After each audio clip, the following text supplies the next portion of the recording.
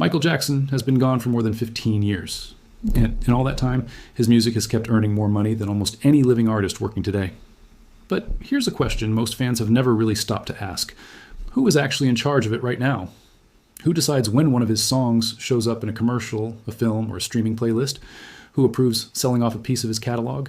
Who is collecting the money from Thriller, from Billie Jean, from Beat It at this very moment? Because the honest answer is not his children. It isn't even really his family.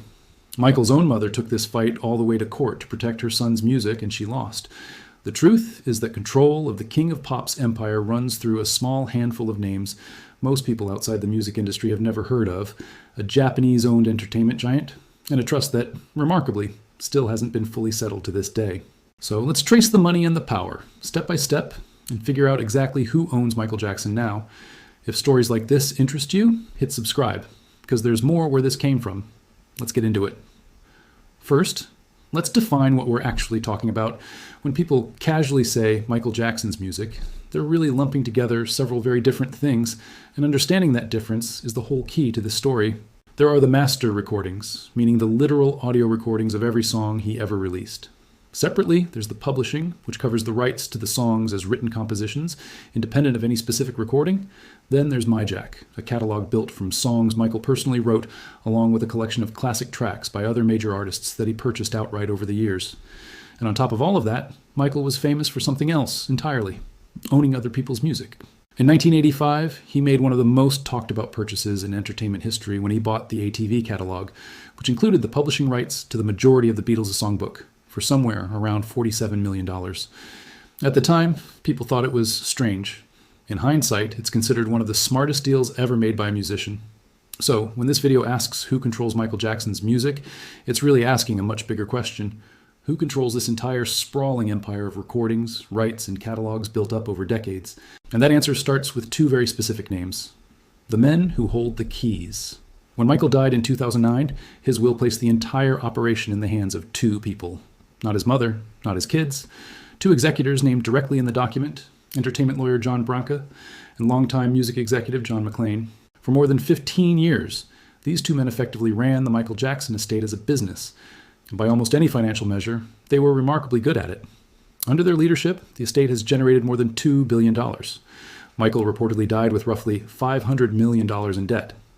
Branca and McClain didn't just pay that off, they turned his name into one of the most profitable entertainment brands on the planet years after his death. So in the strictest legal sense, the people who control Michael Jackson's music are the executors named in his will. Not the family, the executors, full stop. And that single fact has been the source of years of bitter conflict behind the scenes. There's also a recent development worth mentioning here. In May of 2026, John McClain passed away. That means one half of the partnership that has run this entire empire for over a decade and a half is now gone, which raises real questions about exactly how that authority gets carried forward from here, where all the money is actually supposed to go. Controlling the assets and receiving the money are two completely different things, so who is all of this really for? According to Michael's will, everything ultimately flows into an entity called the Michael Jackson Family Trust. The main beneficiaries are his 3 children, along with a number of designated charities. Michael structured it carefully too, arranging for his kids to receive their inheritance in stages, unlocking portions at ages 30, 35, and 40, rather than handing them everything all at once. Here's the detail that genuinely surprises people when they hear it. More than 15 years after Michael's death, that family trust still isn't fully funded. Years of court battles, tax disputes, and legal disagreements have kept large portions of the estate from ever fully transferring into the trust the way the will originally intended.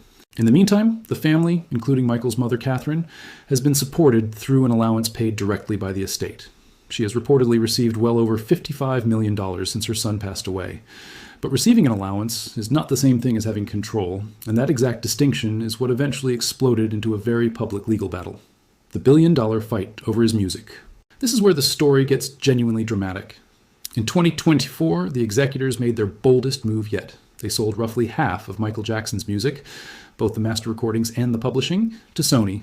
The deal valued his entire catalog at around $2 billion, with reports suggesting the number could be even higher, and Sony reportedly paying at least $600 million for its portion. It's widely regarded as the largest deal ever made for a single artist's catalog. Katherine Jackson tried to stop it. She went to court and argued that selling her son's music went directly against his wishes. According to her, Michael had told the family personally that his catalog should never be sold and should remain with them, not handed over to a corporation. For a while, some of Michael's own children publicly backed their grandmother's position. But the courts ruled against her. Judges determined that Michael's will gave Branca and McClain broad, largely unrestricted authority to manage and sell estate assets, with no special exception written in to protect the music specifically. Katherine appealed the decision. In August of 2024, an appeals court rejected her case for good, and the Sony deal moved forward exactly as planned. Think about what that actually means. Michael Jackson's own mother fought in court to keep his music inside the family, and the legal system ultimately told her no. The men Michael personally chose to run his estate had the legal power, and they used it. Why the courts sided with the executors? It's worth pausing here, because a lot of people hear this part of the story and assume something must have gone wrong, that a loophole was exploited, or a technicality was abused. But the legal reasoning behind the ruling was actually pretty straightforward. Wills are legal documents, and when someone writes broad language granting their executors authority to manage, invest, and sell estate assets as they see fit, courts generally have to honor that language exactly as written, even when family members strongly disagree with how it's being used. Michael's will didn't carve out music, or masters, or publishing as untouchable categories. It gave Branca and McClain wide discretion over the estate as a whole. That's part of what makes this story so uncomfortable. Katherine Jackson wasn't necessarily wrong about what her son wanted verbally. She may have been telling the truth about conversations she had with Michael, but courts don't rule on family memories or private conversations. They rule on the legal document that was actually signed, and that document gave two outside executors sweeping control, whether or not that matched what Michael might have said out loud to the people closest to him. So who actually controls it today? Let's put the entire picture together. Sony now co-owns roughly half of Michael Jackson's recorded music and publishing rights, operating in a joint venture alongside his estate. This isn't a new relationship either. Sony has effectively been Michael's business partner for decades. Remember that Beatles catalog he purchased back in the 80s? He eventually merged it with Sony's own publishing division to form Sony ATV, and years later, Sony bought out the estate's remaining stake in that venture for roughly $750 million. Across all these deals combined, Sony has paid the Jackson estate well over $2 billion over the years. A smaller company, Primary Wave, also holds a minority stake, reportedly around 10% of his publishing rights. And overseeing the estate's remaining share, along with the entire day-to-day operation, are the executors originally named in Michael's will, a role that now sits primarily with John Branca following McClain's death earlier this year. So here's the real answer to the question this video started with. Who controls Michael Jackson's music today?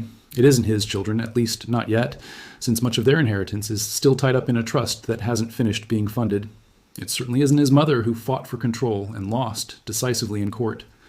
Day-to-day authority sits with the estate's executors, working directly alongside Sony, the corporate partner that now co-owns a massive share of the catalog. Michael's children remain the intended beneficiaries, the people all of this money is ultimately meant for. But the actual power, the ability to decide what happens next to Thriller, to Bad, to his entire recorded legacy, currently belongs to the estate and its corporate partner, not the family whose name is on it. A deal decades in the making. It also helps to understand that the 2024 Sony sale wasn't some rushed, last-minute decision. Sony and the Jackson estate had been business partners for close to 40 years by that point, dating all the way back to Michael's original ATV purchase in the 80s. Every major deal along the way, the Sony ATV merger, the eventual buyout of the estate's stake in that joint venture, built toward a relationship where Sony already understood Michael's catalog better than almost anyone outside the family itself.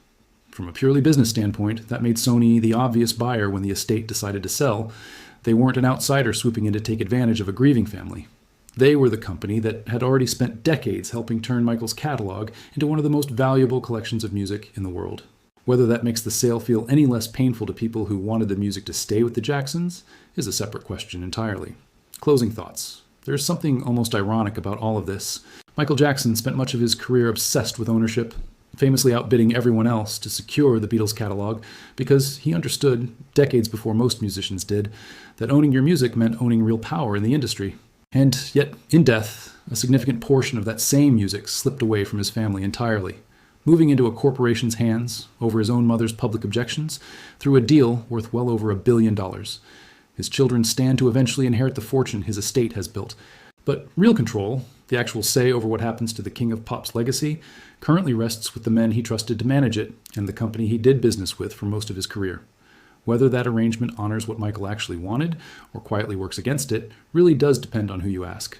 So let me know in the comments. Do you think Michael's music should have stayed entirely in the family's hands?